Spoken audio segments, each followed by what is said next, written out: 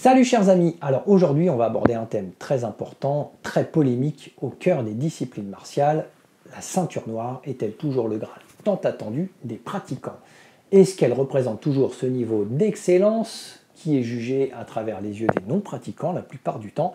Et surtout, est-ce que ces critères d'obtention sont restés tout aussi exigeants et tout aussi importants à l'heure où les réformes FFK proposent de la passer directement au sein des clubs? Nous allons décortiquer cela ensemble et je vais parler aujourd'hui de premier dan.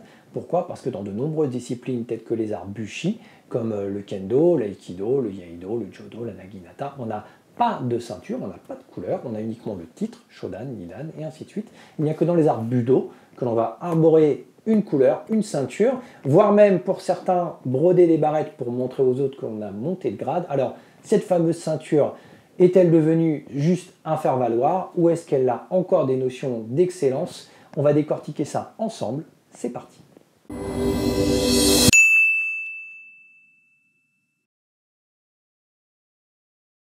Alors déjà, sachez qu'il n'est nullement indispensable et encore moins obligatoire de passer des grades, que ce soit au sein de votre club, au sein de votre fédération, que ce soit pour faire reconnaître votre niveau. Tout cela est totalement facultatif. Vous pouvez pratiquer librement, en passionné, loin et hors de tout cercle administratif de toute façon. Au même titre que vous feriez de la course à pied tout seul dans votre coin, vous n'avez pas besoin de faire partie d'un club pour vivre votre passion.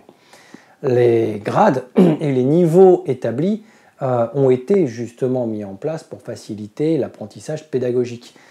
Plutôt que d'avoir un sac en vrac avec toutes les connaissances sans savoir par où commencer, l'établissement on va dire des grades et de l'ordre de certains niveaux permettent l'acquisition par ordre, dans une forme de progression par objectif, de toutes les compétences nécessaires en calant voilà, quelle compétence doit être plus judicieusement étudiée en amont et lesquelles pourront être justement étudiées plus tard une fois que certaines acquisitions ont été faites. Donc les grades servent déjà avant tout à échelonner une somme de travail et lorsque l'on ne suit pas les grades, ça peut être un petit peu compliqué de prendre en masse la quantité de connaissances à maîtriser dans une discipline sans savoir par où commencer. Donc ceci étant dit, désormais on va parler donc de cette fameuse ceinture noire, de ce premier dan et donc de pourquoi est-ce que l'on va passer des grades en club, à quoi cela correspond-il? Et on va faire un petit rebond déjà avec la petite vidéo que je vous avais faite ici la semaine dernière, dans laquelle je vous parlais justement de la sensation d'être bon ou mauvais. Souvent, passer un grade, passer une ceinture, arborer une ceinture ou passer un shodan permet simplement déjà pour soi de se justifier et aux yeux des autres de se légitimer en tant que pratiquant. Maintenant, les grades, il y en a beaucoup, des titres, il y en a beaucoup. L'été dernier, je vous avais justement fait une petite vidéo que vous pourrez aussi retrouver ici, si vous ne l'aviez pas vue, sur justement l'échelonnage de tous ces grades et quand est-ce qu'ils sont arrivés. Voilà, je vous parlais un petit peu de l'histoire, de pourquoi les dan, pourquoi les kyu, pourquoi les titres bushi de type lenshi, kyoshi, hanshi, à quoi cela correspond-il? Et ça permettait déjà d'avoir un petit spectre de ce qui se passe au Japon, ce qui se passait avant et ce qui se passe aujourd'hui et en Occident. On a vu que les couleurs sont arrivées en Occident, qu'au Japon on avait avant la ceinture blanche, la ceinture noire, puis après la ceinture marron en intermédiaire, et que de toute façon, d'un point de vue très philosophique, la ceinture noire ne représente qu'une ceinture blanche vieillie par le temps, donc salie, par les années d'expérience, et cela représente, on va dire, une sorte de quantité d'expérience acquise au sein d'une discipline. Il n'y a pas forcément d'autres messages qui sont liés à l'acquisition d'une ceinture noire lorsque l'on parle de la ceinture noire au Japon. Donc, ceci étant dit, on va désormais décortiquer à la fois la ceinture noire, ce qu'elle est devenue aujourd'hui, et de quelle façon on peut la représenter ou on peut l'aborder lorsque l'on pratique.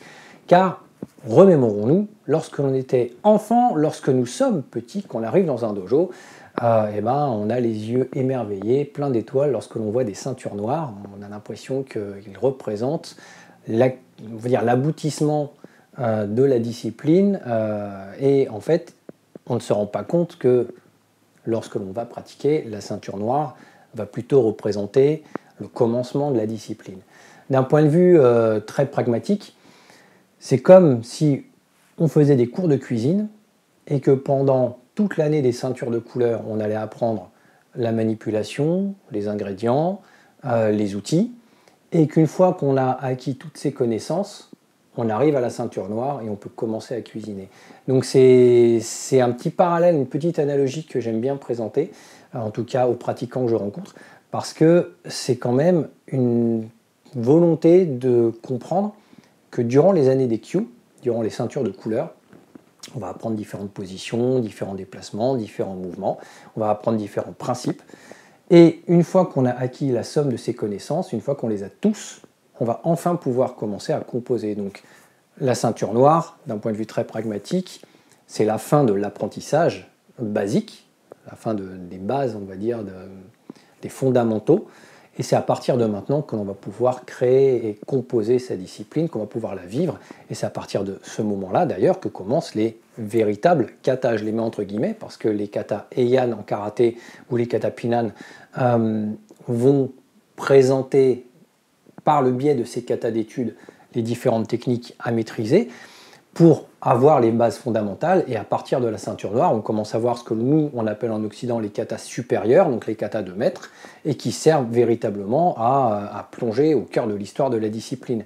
Même si au Japon, on a déjà vu dans certains tutos que des katas supérieurs sont étudiés très tôt, dès les premiers Q.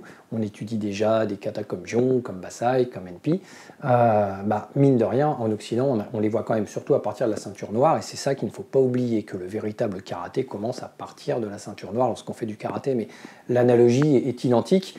En Iaido, on apprend nos bases, on apprend nos katas, mais à partir du moment où on les a, on va pouvoir commencer à concevoir les choses un petit peu plus concrètement. Voilà.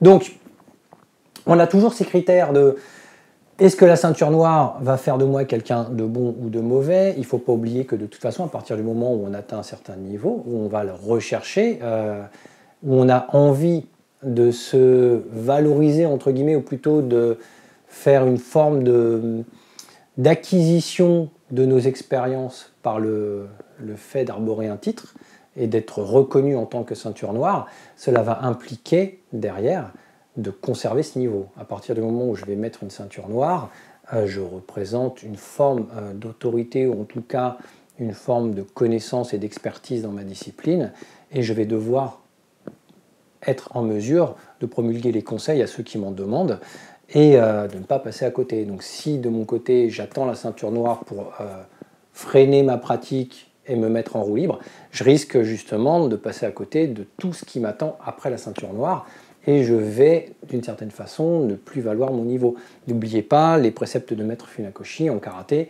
La discipline, on la conserve tant que l'on vient pratiquer régulièrement. C'est le principe de l'eau qui bout, qui reste bouillante tant qu'on lui apporte du feu en dessous. À partir du moment où on cesse de chauffer la casserole, l'eau redescend en température. C'est le même principe pour les pratiquants d'arts martiaux, quelle que soit la discipline. Donc, une fois qu'on a compris un petit peu les tenants et les aboutissants et les responsabilités lorsqu'on va être ceinture noire, il ne faut pas oublier que pour obtenir la ceinture noire, on a quand même des passages. Et ces passages sont des socles communs. Je ne parle pas de un socle commun, mais de des socles communs. Déjà parce qu'ils appartiennent à vos disciplines propres, mais aussi parce qu'au sein d'une même discipline, comme en karaté, on a différents socles. On a la partie traditionnelle, on a la partie compétition, kata ou combat. Et à partir de là, il faut s'uniformiser tous sur ces socles communs. Donc, quelles que soient les raisons pour lesquelles on est venu pratiquer en premier lieu, à partir du moment où on recherche l'obtention d'un titre, il va falloir travailler dans le but de l'obtention de ce titre et pas forcément à la dernière minute, c'est-à-dire engager sa discipline, sa pratique au fil des mois et des années pour ne pas, on va dire, réviser spécifiquement pour un grade, mais plutôt avoir le niveau établi au fil des mois et au fil des années qui permet de toute façon la validation de son niveau. Donc en ce qui concerne la ceinture noire, on a quand même des choses très précises. On a un programme qui est à beaucoup de points différents, que ce soit en kata, en bunkai, en travail par deux, en combat, éventuellement en compétition. Et c'est là où justement on va commencer à avoir certaines polémiques. Alors, on va passer toute la partie où depuis des années et des années et des années, on entend dire que c'était mieux avant. Donc, avant, c'était différent. On n'avait pas les mêmes critères, on n'avait pas les mêmes objectifs. Aujourd'hui, la fédération propose, et je vous en parle aussi dans cette petite vidéo sur la réforme des grades, et notamment ceux qui se passent désormais en club. Il propose une spécificité de passage avec des exigences typiquement administratives et fédérales sur ce que l'on impose pour pouvoir valider ce titre. Encore une fois, ce ne sont pas ces critères-là qui vont faire que votre discipline doit être plus ou moins bonne, plus ou moins, on va dire, engagée.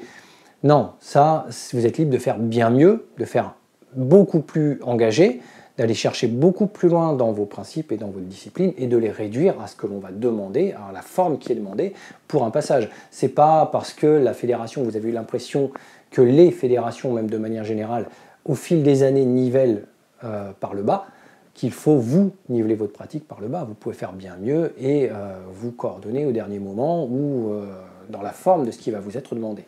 Donc de toute façon, ces socles, justement, vont engager des polémiques parce que les anciens auront passé des grades légèrement différemment, mais au même titre que les diplômes de formation. Je vous ai fait une petite vidéo aussi, il n'y a pas très longtemps, sur les différentes formations fédérales proposées au sein des départements, notamment.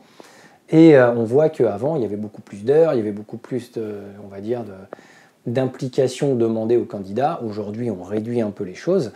Ça ne veut pas forcément dire que c'était mieux avant ou mieux maintenant, ça veut dire que c'est différent, il faut aborder les choses différemment, et de toute façon, ça ne sert à rien de dire aux pratiquants aujourd'hui qu'avant c'était mieux ou moins bien, puisque de toute façon, eux, ils vivent maintenant, ils ne vivent pas avant.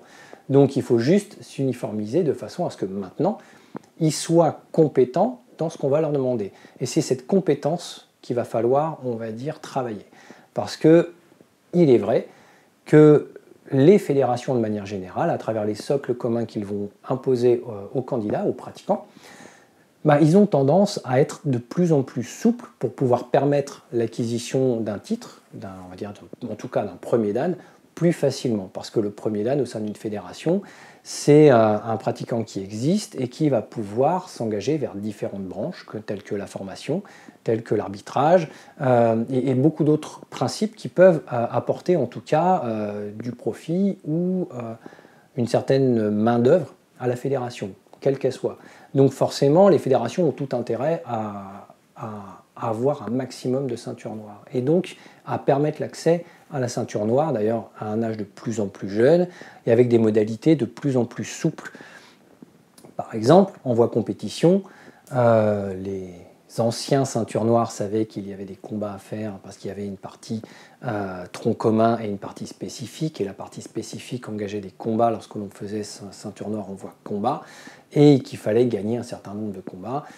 Aujourd'hui, il faut s'inscrire en voie compétition et on n'a même pas besoin de gagner ces combats. À partir du moment où on est inscrit, même si on les perd, on aura la validité de sa ceinture noire. Donc d'une certaine façon, on pourrait très bien dire qu'on n'a plus besoin d'être bon en combat pour avoir une ceinture noire combat, tout comme on n'a plus besoin d'être bon en kata, parce qu'à force de revenir, on va finir par glaner des points et on aura sa ceinture. Donc à force de persévérance ou à force de se présenter, on finira de toute façon, tôt ou tard, par l'acquisition de cette ceinture noire. C'est pour ça que je vous disais que, en premier lieu, au tout début de cette vidéo, qu'on n'a nul besoin d'une fédération ou d'une structure pour avoir ça. Ça, c'est en vente libre. Vous pouvez aller sur Internet, vous faire broder une jolie ceinture, vous imprimer un joli diplôme, et puis vivre comme ça chez vous. Ce n'est que subjectif, c'est votre vision à vous, de votre niveau, ou c'est ce que vous avez envie de montrer aux gens, c'est-à-dire de la mettre à la ceinture et comme ça, de devenir un petit peu pavané en ayant le regard des autres. Waouh, il est ceinture noire, c'est un expert. Mais au fond de vous, vous saurez que vous l'avez acheté sans être passé par un examen.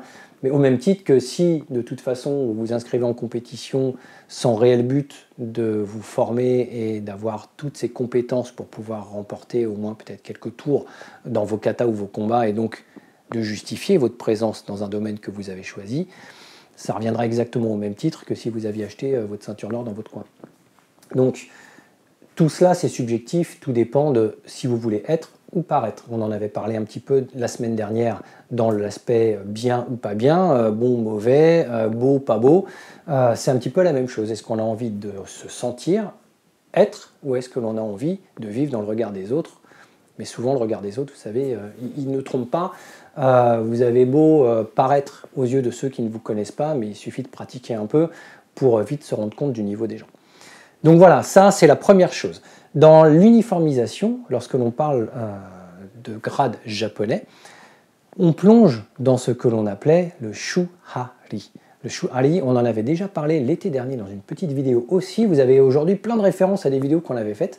C'est la méthode d'acquisition des compétences et de surpassement des compétences traditionnelles japonais qui est liée notamment au jeu de Go, qui est lié à tous les arbushi ou les arbudo désormais.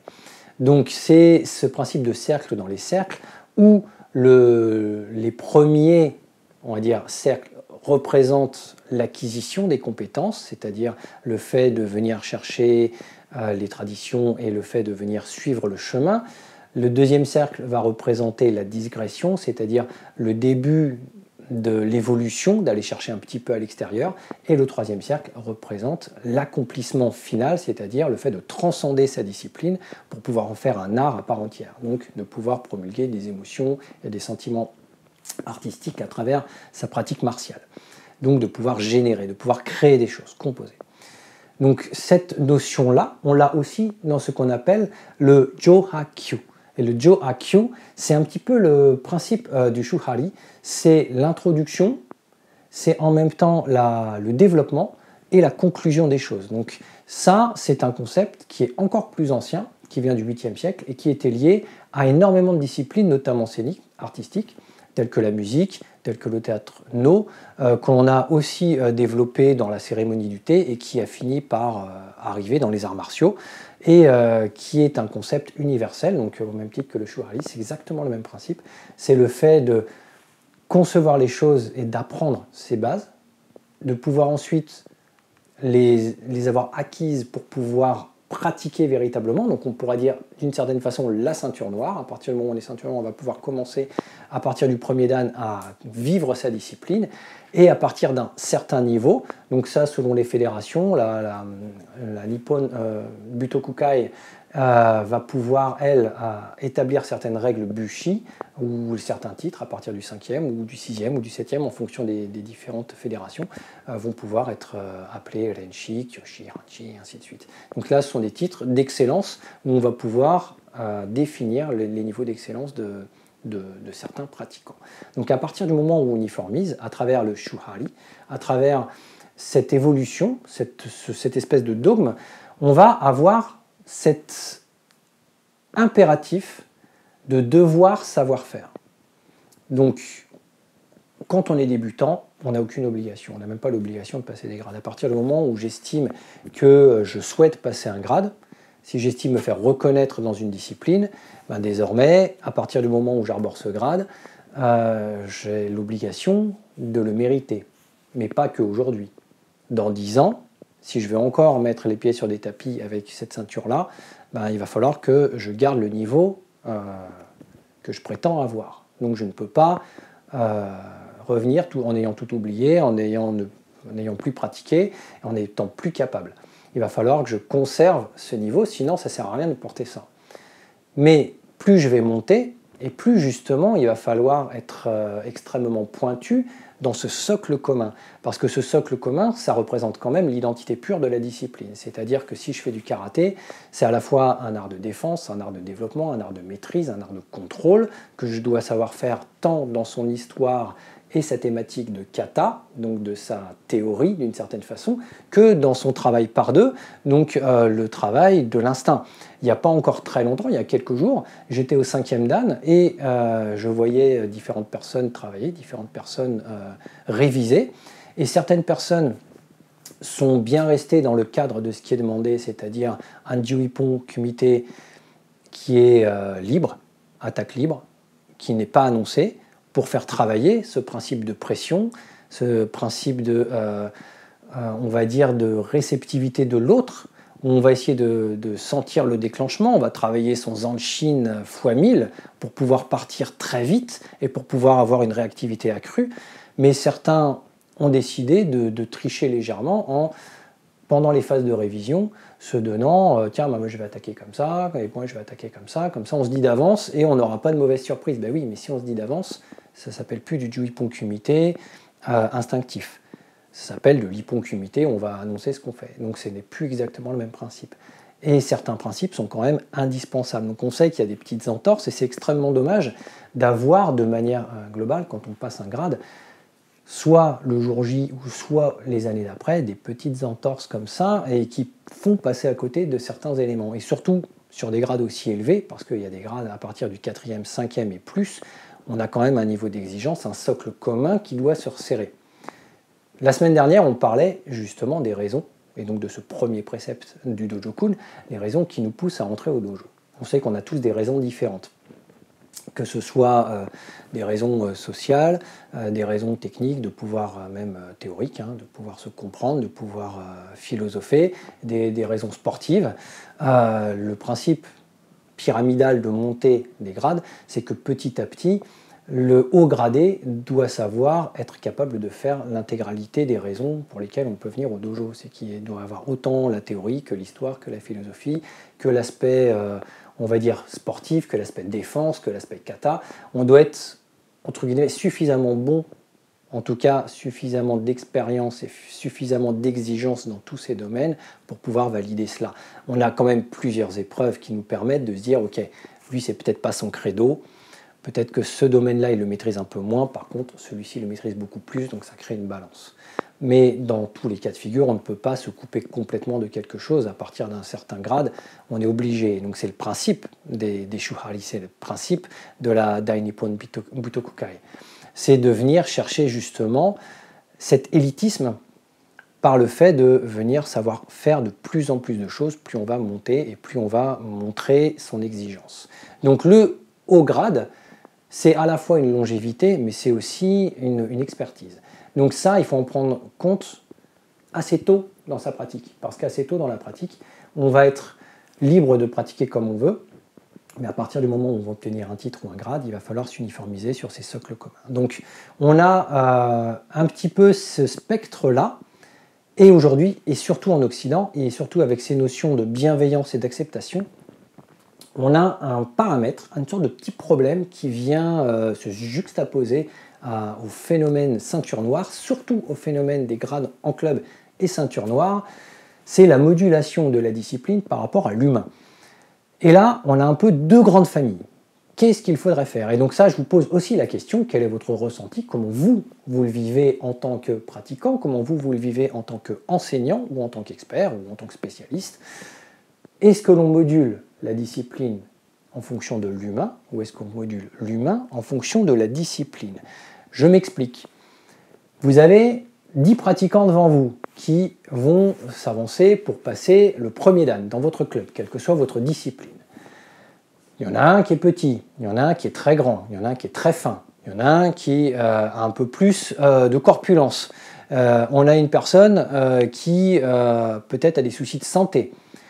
On ne peut pas les juger sur le même pied d'égalité physique, parce que de toute façon, ils n'ont pas du tout la même physiologie, ils n'ont pas la même nature, ils n'ont peut-être pas le même âge. On a peut-être un jeune en pleine puissance de l'âge qui va être capable de faire beaucoup de choses sportivement parlant, et une personne plus âgée qui, elle, n'en sera pas capable. On a peut-être une personne qui est très souple, et une personne qui ne l'est pas. On ne peut pas créer un socle commun en demandant les mêmes choses aux mêmes personnes si de base, elles n'ont pas la même structure physique. Donc, est-ce qu'il faut à ce moment-là moduler sa discipline en se disant « Ok, quelle que soit la discipline, ben je vais adapter ma discipline à l'humain qui est devant moi et la personne qui n'est pas souple, ben je ne peux pas la juger sur le fait qu'elle ne peut pas frapper au visage avec ses pieds. Donc il va falloir que je trouve des compensations. Une personne qui est très fine et qui a très peu de masse musculaire, je ne vais pas lui demander d'avoir de l'enracinement, du kimé, d'avoir de la poussée. Il y a des choses qu'elle ne sera pas capable de faire par rapport à quelqu'un qui est plus corpulent.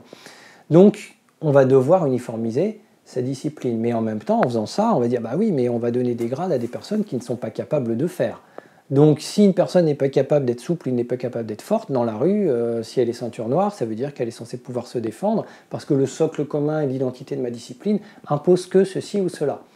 Donc, on va commencer à avoir cette espèce de polémique de oui, alors j'ai une bonne ceinture noire, j'ai une mauvaise ceinture noire, bah oui, mais ça va dépendre de beaucoup de critères. Donc doit-on uniformiser et moduler la discipline pour qu'elle corresponde à l'humain, ou l'inverse, doit-on moduler l'humain par rapport à la discipline, sans infléchir les exigences de la discipline, auquel cas on aurait un socle commun pur et dur pour la discipline, il faut que tout le monde sache faire la même chose, c'est-à-dire le même coup de pied visage, résister aux mêmes techniques, avoir la même réactivité, avoir la même compétence autant dans la théorie que dans la pratique. Et toutes les personnes humaines qui ne sont pas capables d'atteindre ce niveau-là sont balayées et retournent dans leur club et retournent réviser, sachant que la plupart ne seront peut-être pas capables, physiologiquement parlant, d'atteindre cela. Donc auquel cas on en fait une discipline un petit peu élitiste où seuls ceux qui sont capables d'atteindre ces critères pourraient mériter l'obtention d'une ceinture noire, à condition que, dans ce cas, elle conserve ses exigences tout au long des années où elle porte cette ceinture noire, où elle porte le titre de premier dan. Auquel cas, on pourrait même imaginer une sorte de ceinture noire renouvelable, comme plusieurs diplômes ou comme les diplômes de secouristes qui ont une durée de validité. Donc, auquel cas, il faudrait renouveler pour être sûr que les compétences n'aient pas baissé. Donc, c'est un grand débat qui est très intéressant. Sachez qu'au Japon, dans quelques dojos, j'ai déjà vu ça et j'ai déjà vécu ça dans mes nombreux voyages. On m'expliquait que le passage de grade était un passage justement d'ajustement. Ça veut dire que tous les élèves qui étaient inscrits au club avaient l'obligation de passer ce jour-là on va dire leur grade, leur présentation. Ils devaient donc faire le programme qui est imposé. Ceux qui avaient bien travaillé pouvaient prétendre à des Q ou des Dan supérieurs, mais ceux qui s'étaient relâchés, qui avaient perdu leur niveau, allaient perdre leur grade, et ça permettait ainsi de garder ces exigences et de forcer les gens qui arborent une ceinture noire à garder le niveau de ceinture noire. Donc c'était assez particulier, je pense qu'en Occident ça ne pourrait pas vraiment exister parce qu'il y a beaucoup de personnes qui partiraient tout simplement à partir du moment où, ah mon Dieu, si j'ai une ceinture noire et qu'il faut que j'aie le niveau de la ceinture noire, ça va être compliqué. Donc on sait qu'il y a plusieurs façons de concevoir la discipline et de concevoir la pratique et que tout le monde n'a pas forcément on va dire, les mêmes exigences par rapport à son propre travail. Donc c'est un débat qui, de toute façon, est extrêmement passionnant, ne serait-ce que sur cet avant-dernier point. Est-ce que je vais moduler la discipline à l'humain ou est-ce que je vais moduler l'humain à la discipline? Rien que ce paramètre-là donne énormément d'informations. Aujourd'hui, les fédérations, quelles qu'elles soient, elles modulent l'humain, on va dire, elles modulent la discipline à l'humain. C'est-à-dire qu'elles vont adapter les critères d'exigence de la discipline aux personnes qui se présentent. On a de plus en plus de passages à adapter, on a souvent des grades qui se font par ordre d'âge. C'est le cas, alors peut-être pas forcément au sein de la FFK, mais au sein de d'autres fédérations, comme la CNK, ils vont moduler les exigences aussi par rapport aux âges, ce qui est assez judicieux puisqu'il y a certaines capacités cognitives qui, on le sait, vont se réduire avec le temps, donc on ne va pas forcément demander la même chose en termes de réactivité à une personne qui a 20 ans qu'à une personne qui a 60. Voilà. Donc tout ça est à prendre en compte, et pour conclure, j'ai envie de vous dire que tout ça a de toute façon le visage de la discipline, de toutes les disciplines martiales, notamment japonaises, a changé depuis le passage à l'ère Meiji, puisque de toute façon le jutsu a laissé sa place au do, c'est-à-dire que les disciplines guerrières, celles qui servaient à l'époque notamment aux samouraïs dans les arbushi, à être apprises de façon militaire pour des utilisations militaires, sont aujourd'hui basculées en disciplines entre guillemets de loisirs, avec d'autres valeurs, le do, donc la voie, c'est-à-dire la valeur de la progression, de l'évolution personnelle, puisque de toute façon ces disciplines ne sont plus utilisées comme des arts guerriers. Donc il y a aussi une très très grosse division qui s'est faite de toutes les disciplines, puisque de nos jours on n'utilise plus les arts martiaux pour se défendre d'un point de vue on va dire gouvernemental, c'est plus pour de la défense personnelle, pour de l'acquisition des compétences et aussi d'une évolution personnelle, plutôt que, c'est pas quelque chose qui est imposé pour rentrer dans les forces de l'ordre. On n'a pas du tout l'obligation d'avoir une ceinture noire dans telle ou telle discipline. Donc voilà, les choses ont énormément changé et le passage à l'ère Meiji a aussi révolutionné la façon dont on va percevoir les disciplines. C'est pour ça qu'elles n'ont eu de cesse d'évoluer, de se transformer, de se moduler. Ce sont des arts vivants. Ce qu'on fait aujourd'hui et la façon dont on le fait, la façon dont on vit nos disciplines, dont on gère les acquisitions des compétences pour les ceintures, les grades, ça n'a rien à voir avec ce qui se faisait il y a 50 ans et je pense que dans 50 ans, ça n'aura rien à voir non plus. Ça ne veut pas dire que ce sera moins bien, ça veut dire que ce sera différent. Voilà, C'est tout pour aujourd'hui. Je voulais vous mettre plein d'idées en tête pour que vous puissiez rester en ébullition, réfléchir aussi à votre condition de pratiquant ou votre condition d'enseignant, parce que là aussi, il y a beaucoup à dire. Et justement, en parlant de ça, dans quelques vidéos futures, on parlera de cette, on va dire, position d'enseignement qui est très intéressante aujourd'hui, surtout en Occident, dans la transmission des valeurs japonaises. Et on reviendra dessus avec justement un petit débat que je vous proposerai. En attendant, prenez soin de vous. Je vous dis à la semaine prochaine. Ciao!